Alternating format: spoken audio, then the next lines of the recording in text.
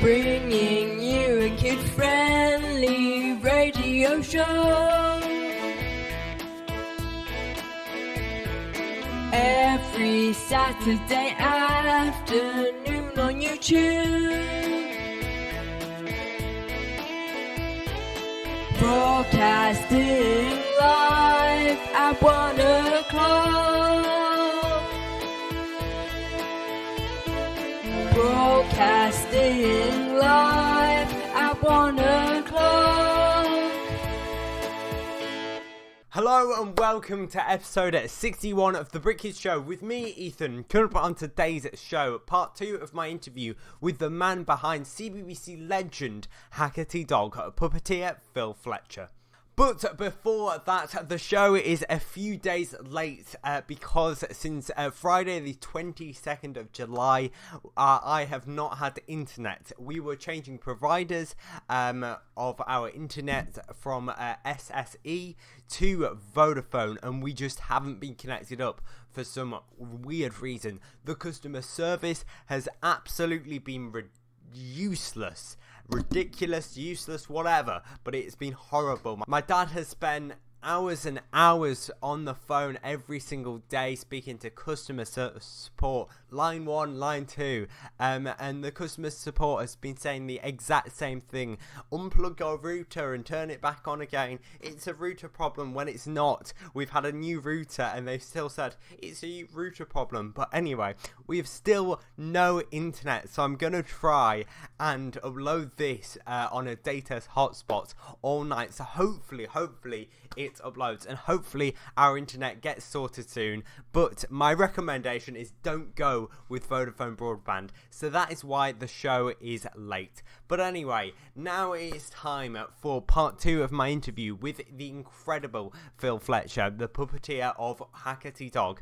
If you missed the first part, it will be at the top link in the description. To remind you, we talked about how Phil got into puppets and how he got the job as Hacker.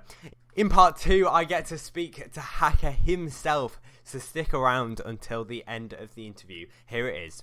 So would you class Hacker as your main job? Yes, it's your main job. But being a puppeteer is a main job because you do a lot of things. So I do Hacker, I do Sweep and the Sooty Show, I do Larry the Lizard on buffering, and I'm filming a new series of the Sooty Show next month. Well, later this month, it's July now, isn't it? Yeah. But I'm going to be performing Sooty in that. So I'm basically a puppeteer and I just do anything that people want me to do, really. But Hacker, I do most. Yeah. So why do you make puppets as well?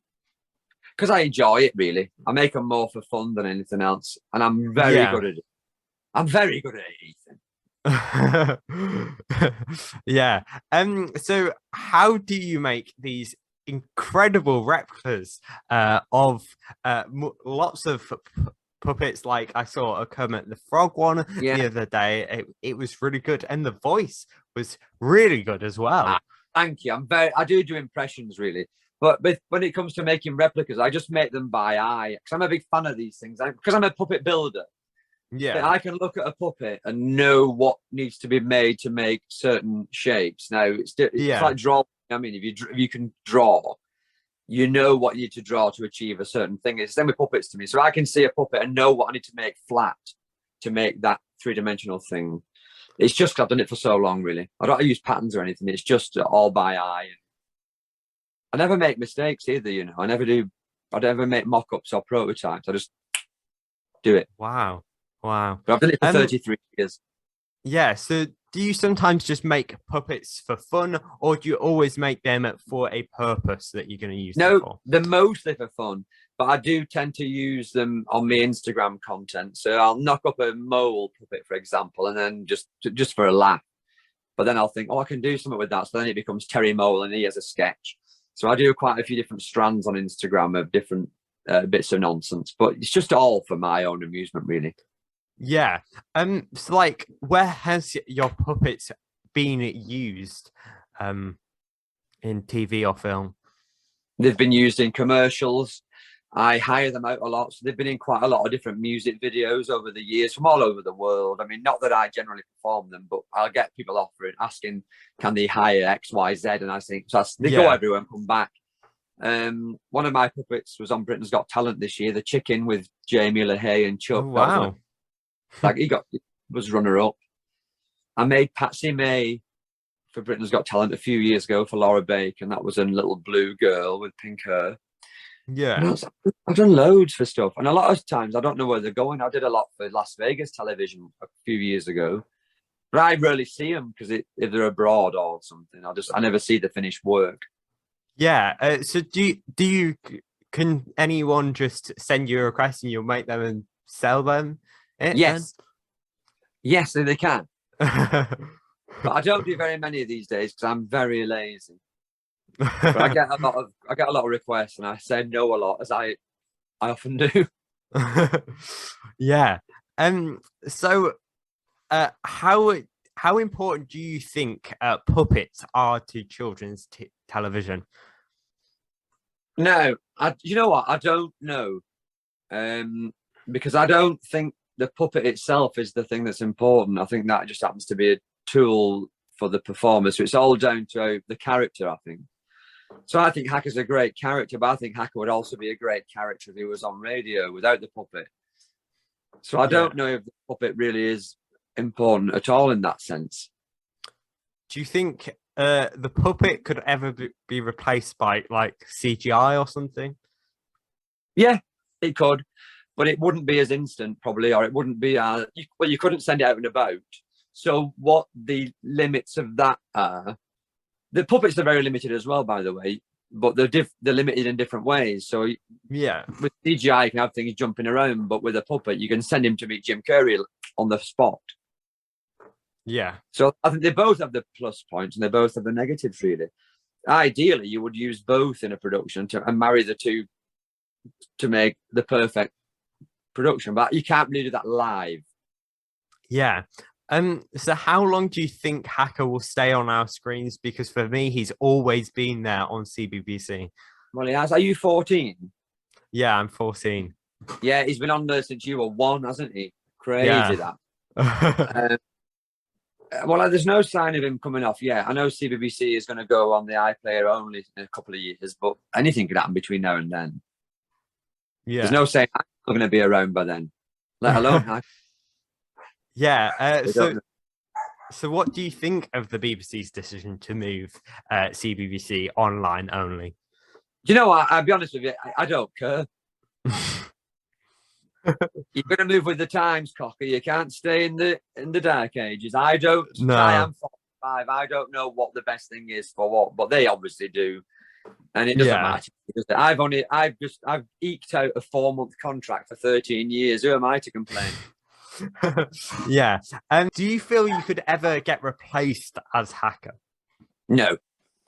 No. No. But maybe. So I think it's tricky because I've done it for so long and I've made it so much part of me.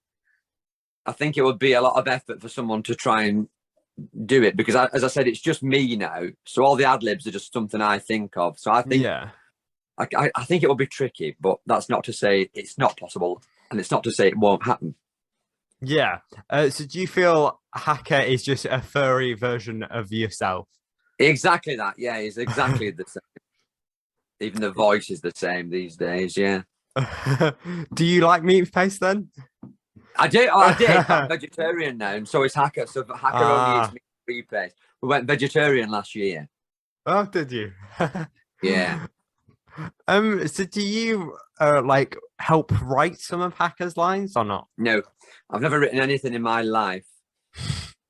All the stuff is ad lib. All the stuff that I come up with is ad lib. So in a way, it's written, but it's never committed to paper. I just make it up. Yeah, and I hope try and remember it for future reference. So all the little quirks and stuff are all mine. Yeah. But so how much remembering what you've done? Yeah. How much stuff is ad libbed? I think I would all the funny bits, really, all this daft stuff, all the sort of stuff that'll make you go, "What the hell's he doing now?" That stuff is all happening. But the writers are all great at CBBC. They all know they sort of know me well enough to know what they write, at what point I can find something to jump off from and then get back to. So they always write a sort of structure for me. But I think they know me well enough to know that, at this point, he's going to say this old nonsense. So leave a gap. That's how Hacker Time worked. Because on the interviews with Hacker Time, when we had the guests in, the interviews were all written, but we didn't have time to rehearse them with the guests. And I didn't read them in advance. So I always read them cold as we're filming for the first time with the guest. Yeah. So the guest doesn't know what I'm going to say. I don't know what I'm going to say because I'm reading it, I'm saying it. I don't read it before I say it. I just cold read it. So it's a shock to me as well as them. Yeah. So lots of things have changed since you started in the role 30 years ago, including the move up to Media City. So do you like working from Media City more or the television centre? I love working for Media City more because I live near it. So, but when the TV centre was very iconic. That dog's barking. Quiet. I can imagine.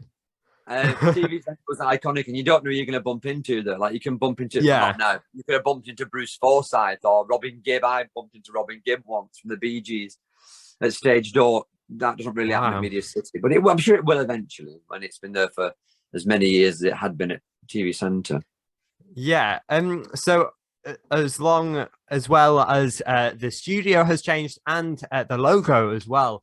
So what's your favourite CBBC HQ office? I liked the office, but because it was the first thing I'd done really in telly, and it was great fun. And I liked the old logo, and I kept the big light up logo that was on the front of the desk. I've got that in my workshop. Oh, wow. But I like the new logo as well. They're both different, aren't they? They do the job. Yeah. People have a fondness for nostalgia, so you do tend to like the thing you did first. Yeah. So does your voice ever get recognized in public? Not very often, but it has happened twice. Once I was in a pub, and that was only recently. But the one I remember most was once I was in the O2 shop in the Trafford Centre trying to get my contract sorted for my mobile. Okay. And I was getting angry because they were messing me about. And then someone turned around from behind me who had the back to me, who was being dealt with. And they said, "Are you Hacker the Dog?" I went, "I am, yeah. Now, where's my 603 minutes you promised me?" It's funny, but it's only happened like twice in all these years. Oh, wow. And so do you like not being as well known then? Yeah, it's perfect. It's the best job because you get the best of, it's like Hannah Montana. It's the best of both worlds. Yeah. You get to pretend to be a celebrity and do celebrity things, but then you also get to go to Asda, which I like going to Asda. Yeah. So do you see yourself doing anything more well-known than Hacker in the future? Well, you never know, really, because I've done big things. Like I did some on the Dark Crystal and stuff, that big Netflix show. But as a puppeteer, you're generally not known. So Hacker's quite a big... I don't know if it will happen again. No, probably not, actually, now I'm thinking about it. So are you okay with being known as the guy that did Hacker from CBBC for the rest of your career? Yes, I am. Because I'm proud of him. And he's done me proud. And there's worse things you could be remembered for, aren't there? Yeah. So what is your advice for anyone wanting to get into puppeteering? Have a go. Just get on with it. Stop whinging and have a crack at it. That's my advice for anything in any business, actually. You can spend too long thinking about it and yapping on about it. And time just ebbs away. Yeah. Just do it. If anybody's watching this today and they want to get into puppetry, just do it today. Start making videos. Start practicing. You don't need a puppet. Put some of your favourite music on and practice lip syncing. And you've got to get your lip sync down till it's as fluid as that for every syllable. And you've got to keep it alive. As soon as you can do that, stick some ping pong balls on your hand and practice again and get your eye line. You don't need a puppet to do puppetry to practice it. Don't worry about that. You can do it without one, cocker. Just do that. Everything's a puppet, isn't it, cocker? Hey, am I right? Am I right, Ethan? I think I am. Yeah, you are. No excuse. Everyone's got a mobile phone. Everyone's got a camera in the pocket. Yeah. And what is your advice for me and anyone else wanting to get into the TV industry? Don't bother. There's no money in it. No, keep trying. Keep making content. What you're doing is great because you're doing something. Yeah. If you want to do it, you do it. It doesn't matter who sees it. It doesn't matter how many people see it. If you're enjoying what you're doing, you enjoy doing these, don't you? Yeah, I do. All that matters. 10 million people can watch this, and or 5 people can watch it. It wouldn't matter to you, would it? No. So you're doing the best thing then. And the more you do, the better you become, and the more chance you've got of getting the next thing. You just got to do it. Don't just think about it. And that's my advice for everyone. Have a go. Thank you. So do you have Hacker with you now or not? Of course I do. Oh. I see him. Yeah. Well, I'll put him on, but I'll just get out of the way. This is an old one, so it's not the one I use on telly at the minute. So it's a bit knackered inside. But if you just hold the line, caller. Hello, Ethan. You're right, cockers. Hey. Hello, Hacker. How are you doing today? I'm very well, thanks, Ethan. How are you, cocker? I'm doing okay. So what is your dream in life, Hacker? To be with Sue Barker more regularly. Do you know who Sue Barker is? Yeah, I do, yeah. She's better than a permanent marker. Sue Barker. Sue Barker. She's better than a permanent marker. Hey, did you see my video went viral a few weeks ago? Which video was that? The Innocent Men one. I no, sorry, I didn't. Of course you have.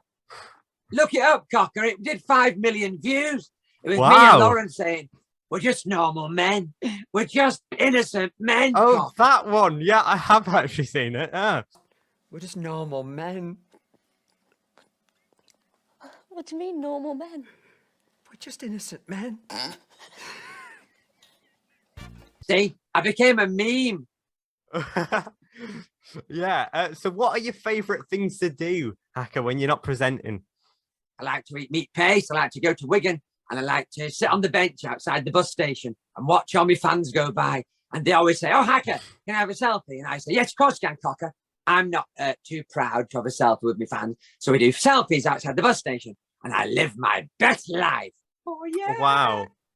What is where's your favourite place in Wigan? I like the Weend, which is a little street that's got cobbles on it like Coronation Street. I like it up there. And there's a trophy shop where I keep going looking, thinking I should buy myself a trophy because I didn't win that BAFTA. Sad days, isn't it? Is it hard being on TV all week?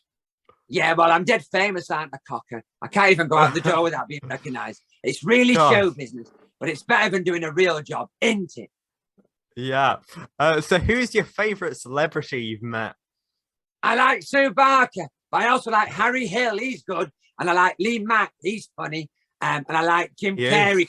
Funny. I've met loads of people, cocker. I'm dead showbiz, aren't I? Yeah, you are. So who's your favourite CBBC presenter that you've presented with? Oh, I like Ian Sterling, because we live together, so we got on really well. But I like Lauren. I like Katie Thistleton. I like Reece Stevenson. I like Laura Hopkinson. I like Joe Tasker. I like Lee Hinchcliffe. I like Alicia. I like them all. They've all been great. And they've all scratched me when I've had fleas, and I appreciate them for it. And Yonko. Nice. I like Yonko too. So do you like your half-brother, Dodge? Yeah, he's very good. It's always worth keeping your half-brother on side if you ever need a kidney. I've always said that. Yeah, and why do you like Meat Paste and Sue Barker so much? Because Sue Barker is handsome and Meat Paste does not need chewing. It just slithers down your throat. Delicious. Yum, yum, yum. Hey. Wow, thank you, Hacker. Thank you, Ethan. Can I go now? Yeah, you can go. Do I invoice you for this? Personally? Maybe. Right, I'll email you my bill. Thank you. Okay. Bye. Bye. Well, that was exciting, wasn't it, Ethan? Wow. Yeah, it was very exciting. Did you like that? I did. I very enjoyed that. And that is what you do. And all that was just made up rubbish, wasn't it? Yeah. So thank you for being on the show today. My pleasure. It's gone bad at the end. It's gone bad, Ethan. Cheers, Ethan. So thank you for being on. It's been a pleasure. Thank you. Goodbye. Bye. So hopefully you liked part 2 of my interview with Phil Fletcher. I do want to say a big thank you to Phil for giving up his time for an interview. It was unreal getting to talk to him. If you want to check out more of Phil and Hacker, the link to their socials are in the description down below. Sadly, that is all we have time for in today's episode. We will be back on the 14th of August, if we have internet, at the same time with another amazing interview. Please share this video with your friends and family. Like, comment, listen to last week's episode if you haven't already. Listen to this show until the end. Email me. Follow me on Facebook, Twitter and Instagram, and subscribe because we are trying to get to 200 subscribers. In the meantime, if you have any suggestions to make the show better, or if you want the chance to be on the show, comment below, message me on Facebook, Twitter or Instagram, or email me at thebritishshow@gmail.com. So that is all we have time for this week. We will be back on the 14th of August at the same time, but for now, goodbye.